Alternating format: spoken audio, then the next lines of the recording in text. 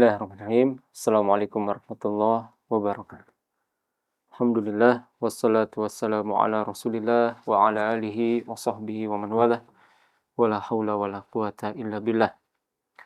Sahabat Al-Ma'tuk TV, rahimakumullah. Alhamdulillah kita bisa melanjutkan kajian program kita Ensiklopedia Adab Islami, dan seperti biasa yang menjadi referensi utama kita adalah Mausu'atul Adab Al-Islamiyah, kitab yang dikarang oleh Syekh Abdul Aziz Fathi Sayyid Nada rahimahullahu ta'ala. Kita insyaallah pada kesempatan kali ini akan membahas satu adab yang cukup penting, yaitu adab berkaitan dengan masjid. Adabun fil masajid atau adabul masajid. Ya. Allah Subhanahu wa taala telah menetapkan sebagaimana dalam hadis riwayat Tirmidzi bahwa tempat yang paling Allah cintai di atas permukaan bumi ini adalah masjid-masjidnya. Ahabbul biladi ilallah masajiduha. Tempat yang paling Allah cintai di atas permukaan bumi ini adalah masjid-masjidnya. Dan Nabi SAW juga pernah bersabda dalam hadis yang lain bahwasanya di antara orang yang akan mendapatkan naungan di hari yang tidak ada naungan kecuali dari Allah Subhanahu wa taala, sab'atun yudhilluhumullahu fi dhillihi yauma la dhilla illa dhilluh.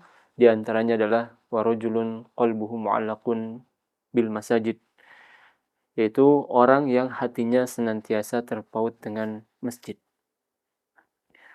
Belum lagi Allah Subhanahu wa taala berfirman di surat An-Nur ayat yang ke-36 sampai 37, fi buyutin adzinallahu an turfa'a wa yuzkara fiha ismuh yusabbihu lahu fiha bil ghudwi wal asal. Yaitu di rumah-rumah yang Allah Subhanahu wa taala izinkan, di rumah-rumah tersebut agar nama Allah diangkat dan disebut, dan agar setiap muslim melakukan zikir di pagi dan petang. Rijalun la tulhihim tijaratun wala bai'un an dzikrillah. Siapa mereka? Yaitu orang-orang atau laki-laki sejati yang tidak dilalaikan oleh perdagangan dan perniagaan mereka dari zikir kepada Allah, wa iqamis salati wa ita'iz zakah. An dzikrillah wa iqamis salati wa ita'iz zakah. Dari zikir kepada Allah, menunaikan salat, menunaikan zakat. Ya khafuna yawman tataqallabu fihi al-qulub wal absar. Mereka takut akan suatu hari yang mana di hari tersebut mata dan hati terkadang menjadi berbolak-balik. Maka sejatinya Allah Subhanahu wa taala telah memuji di ayat yang mulia ini orang yang suka menghidupkan masjid, rijal, laki-laki sejati. Allah juga katakan ya khafuna yawman tataqallabu fihi al-qulub wal absar. Mereka itu takut akan hari kiamat. Ya, bersiap-siap akan hari kiamat. Demikian juga di ayat yang lain di surat At-Taubah, Allah berfirman, innama ya'muru masajidallah man amana billahi wal yawmil akhir wa aqama salata wa ata zakata wa lam yakhsha illallah fa'asa ulaika ayyakunu minal muhtadin. Sesungguhnya orang yang memakmurkan masjid itu adalah orang-orang yang beriman kepada Allah, kepada hari akhir, mendirikan salat, menunaikan zakat, dan tidak takut kecuali hanya kepada Allah. Ya, maka di antara bentuk keimanan seorang adalah senang menghidupkan masjid. Oleh karenanya tentu banyak di antara kaum muslimin yang semangat untuk menghidupkan masjid. Namun terkadang ada di antara mereka yang kurang memperhatikan adab-adab dalam masjid. Para jemaah sekalian, kalaulah kita seandainya berkunjung ke rumah gubernur atau rumah Pak Presiden, tentu kita akan sangat memperhatikan adab. Tidak mungkin kita di majelis tempat Presiden menyambut tamu, kita asal berucap di sana, ya, melakukan tindakan-tindakan yang tidak sepatutnya dilakukan di rumah sang penguasa. Maka ketahuilah ketika kita masuk ke masjid, sejatinya kita sedang masuk ke rumah raja yang maharaja. Kita sedang masuki masuki rumah Rob pencipta kita. Namun tentu ini bukan berarti Allah ada di dalam masjid, tidak. Namun yang dimaksud dengan bahwa masjid adalah satu rumah di antara rumah-rumah Allah, maksudnya adalah bahwa masjid itu adalah tempat yang sangat dimuliakan oleh Allah. Sebagaimana Allah berfirman, "Hadhihi naqatullahi lakum ayah, fadharuha ta'kul fil ard wa la tamassuha bisu." Inilah unta Allah. Tentu hasya wa kalla, sangat jauh sekali kalau seandainya unta itu lahir dari Allah. Tidak, bukan. Atau unta yang ditunggangi Allah, bukan. Akan tapi itu menunjukkan akan pemuliaan unta tersebut. Unta yang diciptakan khusus oleh Allah Subhanahu wa taala sebagai tanda dari keagungannya. Maka apa saja adab-adab yang harus kita perhatikan berkaitan dengan masjid? Yang pertama, ikhlasun niyati lillahi ta'ala. Kita ikhlaskan niat ketika hendak menuju masjid. Ay firtiyadi al-masjid hatta yaqbalallah al-amal. Tujuannya agar Allah menerima amalan kita. Fala yatadhahar asy-syakhs birtiyadil masjid hatta yaqula an-nas innahu mu'min taqi. Maka jangan sampai ada di antara kita yang pergi ke masjid supaya diucapkan oleh orang, dia itu orang yang beriman, dia itu orang yang bertakwa. Namun kita pergi menuju masjid, menghidupkan masjid dalam rangka penghambaan diri kita kepada Allah Subhanahu wa taala, dalam rangka mengharapkan ridha dan wajah Allah Subhanahu wa taala. Ini yang pertama. Adab yang kedua, hendaknya kita pergi menuju masjid dengan tenang dan penuh wibawa. Jangan tergesa-gesa, apalagi lari-lari. Dan salah seorang di antara ulama kita, Syekh Muhammad bin Abdul Wahhab, beliau sampai mengarang satu kitab khusus berkaitan dengan adab pergi menuju masjid, Adabul Masyi ilas Shalah. Dan memang di antara adabnya yaitu kalau kita pergi menuju masjid harus dalam kondisi tenang. Walaupun kita tahu salat sudah ditegakkan. Dan ini terkadang dilakukan oleh sebagian orang ketika ia mendengar misalkan Allah Subhanahu wa taala berfirman, fa ammal yatima fala taqhar wa amma sa'ila fala tanhar. Dia mengatakan, oh ini berarti beberapa detik lagi akan ruku, maka dia langsung lari. Maka hal ini tidak boleh dilakukan. Dan Nabi SAW telah menjelaskan bahwasanya kalau kita hendak ke masjid, alaikum bisakinah, hendaknya kita tenang. Atau kama qala. Ini adab yang kedua. Adab yang ketiga yaitu adamu ta'atturil mar'ah. Kalau seorang wanita pergi menuju masjid, maka jangan pakai parfum. Berkaitan dengan ini banyak sekali hadisnya. Di antaranya Nabi SAW bersabda, "Idza sta'taratil mar'ah." Jika seorang wanita memakai parfum, famarat ala qaumin yajidu rihaha fahiya kadza wa kadza atau kama qala. Kemudian dia melewati satu kaum laki-laki, kemudian mereka mencium aroma wanita tersebut, aroma parfumnya, maka dia dinilai sebagai pezina wal iyadzubillah. Dan demikian juga dalam hadis yang dibawakan oleh Syekh Abdul Aziz, Nabi bersabda, ayyuma imra'atin asabat bukhuran fala tashhad ma'ana al-isya al-akhirah. Wanita mana saja yang memakai parfum bukhur, memakai parfum, maka hendaknya dia tidak mengikuti salat isya bersama kami. Hadis riwayat Imam Muslim. Demikian juga dalam hadis yang lain, Nabi bersabda, idza syahidat ihdakunnal masjid fala tamassa thayyiban. Jika salah seorang di antara kalian hadir di masjid, wahai wanita, maka jangan memakai parfum. Ya, Nabi juga bersabda, ayyuma imra'atin tatayyabat thumma kharajat ilal masjid lam tuqbal laha salatun hatta taghtasil. Ya, dalam hadis yang diriwayatkan Imam Ibnu Majah, Nabi bersabda, wanita mana saja yang memakai parfum kemudian keluar menuju masjid, maka salatnya tidak diterima sampai dia mandi. Subhanallah. Ya, ini hadis diriwayatkan Imam Ibnu Majah dan dinilai baik sanadnya oleh Syekh Albani dalam kitab Sahih Ibnu Majah. Ya, maka hindari para wanita memakai parfum menuju masjid. Ya. Diperbolehkan parfum yang netral. Ya. Kata Syekh di sini, ya, kecuali jika parfumnya netral. Ya. Ya. Wadzalika bil ithri alladhi tadhharu rihuhu.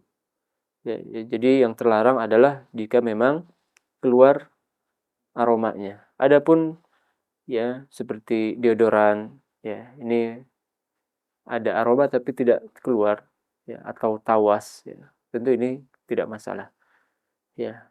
Atau misalkan sabun, ya, ini tidak masalah. Ya, tapi kalau sampai tercium oleh orang lain maka ini yang bermasalah.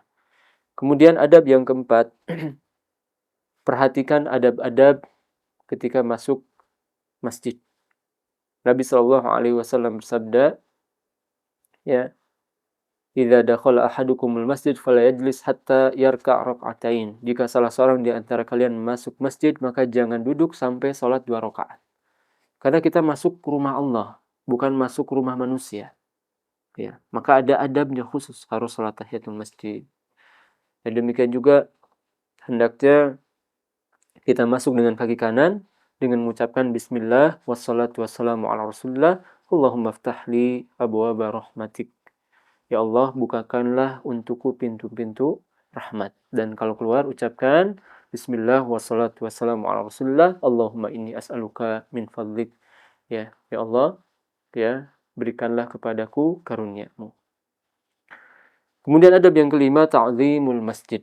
Ya, agungkan masjid. Fala yatakallam fi bisautin murtafi'.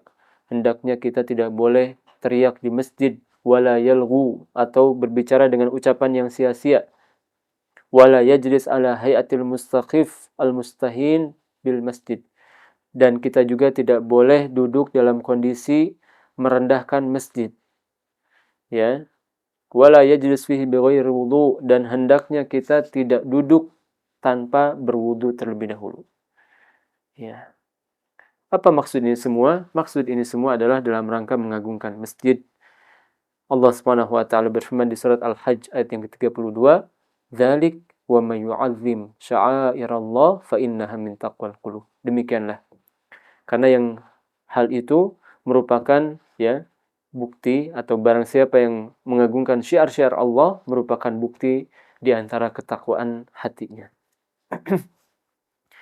Ya, ini adab yang kelima, kita jangan mengucapkan hal-hal yang sia-sia di masjid. Kemudian yang keenam, adamul lagwi fil masjid. Ya. Jangan kita berbuat sia-sia di masjid. Nah, jangan kita main game di masjid. Ya, jangan kita berbicara perkara yang tidak ada manfaatnya di masjid. Karena itu, ya, bukan bagian daripada adab masjid. Ya. Apalagi kalau seandainya ghibah di masjid, waliyadzubillah. Ini dosanya tentu akan semakin berlipat. Pacaran di masjid, ya, ini dosanya akan semakin besar. Ya. Kemudian adab yang ketujuh, ada mutikhadzil masajid turuqa. Jangan jadikan masjid sebagai jalan. Ya, sebagian orang itu menjadikan masjid sebagai jalan. Ya, sehingga ia lewat begitu saja tanpa sholat 2 rakaat. Kata Nabi SAW, min asyrati sa'ah an yamurra rajul fil masjid la yusalli fi rak'atain wa alla yusallima rajul illa ala man ya'rif. Di antara tanda hari kiamat yaitu ketika seorang lewat ke masjid tanpa sholat 2 rakaat. Ya, demikian juga ketika seorang hanya salam kepada yang dikenal saja, ini pun di antara tanda hari kiamat. Hadis riwayat Tabrani dan disahihkan dalam Sahih Al-Jami', dalam kitab Sahih Al-Jami'. Kemudian adab yang ke-8, hendaknya kita senantiasa mempautkan hati kita dengan masjid, ya. Sebagaimana dalam hadis yang tadi telah kita sebutkan, wa rajulun qalbuhu mu'allaqun bil masajid, dan orang yang hatinya senantiasa terpaut dengan masjid. Kemudian yang kesembilan, alla yattakhidhal mar'u li nafsihi makanan thabitan fil masjid. Ya, hendaknya seorang tidak menjadikan tempat khusus untuk dirinya di masjid. Ini terlarang. Ya. Kenapa? Nabi SAW bersabda, naha an naqratil ghurab wa iftirashis sabu' wa an yutina ar-rajul al-makan fil masjid kama yutina al-ba'ir. Kama yutinul ba'ir. Nabi SAW melarang kita sujud seperti gagak cepat. Ya. Waftirasi sabu, atau membentangkan tangan seperti hewan buas. Ya. Dalam riwayat yang lain, kambisatil kalbi, seperti anjing. Ya. Kemudian, ya ini ketika sujud. Ya. Kemudian yang ketiga, atau kita menjadikan tempat khusus untuk diri kita di masjid. Ini terlarang. Ya. Anda dapati sebagian penguasa, ya, sebagian pejabat, ya, di masjid tempat biasa dia sholat itu selalu di situ. Ini sebenarnya, ya, yang terbaik tidak seperti itu, ya. Jadi hendaknya seorang tidak mengambil tempat khusus, ya, karena kalau kita sudah masuk masjid itu annal masajida lillah, masjid ini milik Allah, ya. Kita semua sama di hadapan Allah Subhanahu wa taala. Kemudian adab yang ke-10, an yatahawwal min majlisi ila ghairihi idza nam. Kalau kita ngantuk atau tertidur di masjid, maka hendaknya kita berpindah tempat. Nabi SAW bersabda, "Idza na'isa ahadukum wa huwa fil masjid, falyatahawwal min majlisi dzalika ila ghairihi." Jika salah seorang di antara kalian tertidur di masjid, ya, atau ngantuk, ya, maka kata Nabi SAW, hendaknya dia rubah tempatnya dari tempat sebelumnya. Kemudian adab yang ke-11, al-muhafadhu ala nadhafatil masjid. Hendaknya kita menjaga masjid, ya, dari, ya, hal-hal yang kotor. Jangan sampai kita mengotori masjid. Nabi SAW bersabda, ya, al-buzaqu fil masjid khati'ah wa kafaratuha daftuha. Ya, membuang air liur, meludah di masjid ini bentuk kesalahan, dan di antara bentuk menutupi kesalahan itu dengan menguburnya dengan tanah. Ya, ini berlaku tentu ketika masjidnya belum dibangun keramik, ya, belum digunakan karpet, masih berupa tanah seperti zaman Nabi SAW. Boleh seorang meludah di masjid tapi harus dikubur dengan tanah. Ya, namun tentu hal ini tidak berlaku di masjid yang ada sekarang. Kemudian adab yang ke-12, ittikhadhu babin khas lin nisa. Hendaknya ada pintu khusus bagi wanita. Nabi SAW pernah bersabda kepada para sahabatnya, "Lau tarokna hadzal bab lin nisa." Coba kalau kita buat khusus pintu ini untuk wanita. Tujuannya apa? Supaya tidak terjadi ikhtilat, tidak terjadi campur baur antara laki-laki dan perempuan. Kemudian adab yang ke-13, ada muzakhrafatil masajid. Ya, hendaknya jangan berlebih-lebihan dalam menghias masjid. Ya, masjid dibangun biasa saja. Ya, dan di antara hikmahnya supaya hati kita tidak tersibukkan melihat hal-hal yang indah di masjid itu. Ya, dibuat nyaman silahkan, tapi dibuat terlalu glamor, ya. Dan para ulama juga memakruhkan menulis kaligrafi di tembok-tembok masjid, karena hal itu akan melalaikan kita dari zikir kepada Allah, ya, malah jadi sibuk membaca tulisannya, terutama jika tulisannya tidak jelas. Ini apa tulisannya? Sampai berpikir lama, ya. Nabi SAW mengatakan, min asyrati sa'ah an yatabahan nas fil masajid, di antara tanda hari kiamat ketika seorang, ya, berbangga-bangga di dalam masjid, ya. Dan Nabi SAW juga bersabda, idza hallaitum masahifakum wa zakhraftum masajidakum faddammar alaikum. Jika kalian sudah menghias mushaf-mushaf kalian dan memewahkan masjid-masjid kalian, maka tunggu kehancuran bagi kalian. Ini hadis diriwayatkan oleh Imam Hakim dan nilai baik dalam Sahih Al-Jami'. Ya, maka bangunlah masjid dengan nyaman, tidak masalah adanya AC, ya, ada sedikit ukiran-ukiran, atau hiasan-hiasan yang tidak melalaikan. Namun jika sampai melalaikan maka ini terlarang. Kemudian adab yang ke-14, adamul murur dakhilal masjid bi'alatin hadah. Ya, jangan sampai kita masuk ke masjid sambil membawa benda tajam sementara tidak ditutup. Nabi SAW bersabda, "Idza marra ahadukum fi masjidina aw fi suqina wa ma'ahu nubul falyumsik 'ala nisaliha bikaffihi la ya'qira musliman." Jika salah seorang di antara kalian masuk masjid atau pasar, kemudian ia membawa benda tajam, maka hendaknya dia tahan dengan tangannya. Ya, ya, atau ya dia jaga tutupnya. Hendaknya dia jaga tutupnya supaya tidak terbuka. La ya'qir musliman, jangan sampai menusuk kaum muslimin. Ya. Kemudian adab yang ke-15, alla yanshudal mar'u dhallatahu fil masjid. Ya, tidak boleh seorang mengumumkan barangnya yang hilang di masjid. Nabi bersabda, "Man sami'a rajulan yanshudu dhalatan fil masjid falyaqul la raddahu Allahu 'alaik fa innal masajid lam tubna lihala." Ya, kalau seandainya di antara kalian mendengar orang yang mengumumkan barang hilangnya di masjid, maka ucapkan, semoga Allah tidak mengembalikannya untukmu. Sesungguhnya masjid-masjid itu tidak dibangun untuk hal ini. Ya. Banyak sekali pelanggaran di tengah masyarakat kita, pengumuman di masjid. Ya, bapak-bapak, barangkali ada yang menemukan ya tangga saya hilang, subhanallah. Ini di masjid. Ya, bisa ditanyakan di grup WhatsApp, tanyakan kepada ya mungkin security atau penjaga keamanan di daerah kita, ya, tapi tidak di masjid. Kemudian adab yang ke-16, adamul bai' wasyira' fil masjid. Ya, tidak boleh kita berjual beli di masjid. Ya, wa illa tahawwal al masjid ila suq. Kalau tidak, maka masjid akan jadi pasar. Ya, fam tuhinat hurmatuh. Ketika itu kehormatannya menjadi ya tercoreng. Nabi SAW bersabda atau disebutkan dalam hadis riwayat Abu Daud, naha anisyira' wal bai' fil masajid wa annan sudah fihi dhalatan.